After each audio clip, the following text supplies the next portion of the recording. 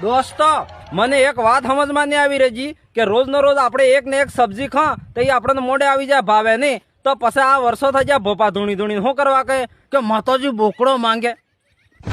માતાજી મોઢે નહીં આવી જતું હવે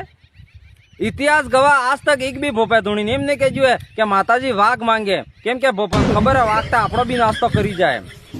હવે દાખલા તરીકે તમે માનો તમારું બાઇક રોડ માં પાર્કિંગ કીધું બે અને એને કોણે પાણા લાકડી દઈને ભાગી નાખે તો તમે સામે વાળાને છોડો ખરા તો પછી બોકડો તો મેલડીમાં નું વાહન હે મહેતાજી નું સ્વાર હે તો પછી માતાજી તમે બોકડો મારો તો રાજી થાય કે દુઃખી થાય એમ કહો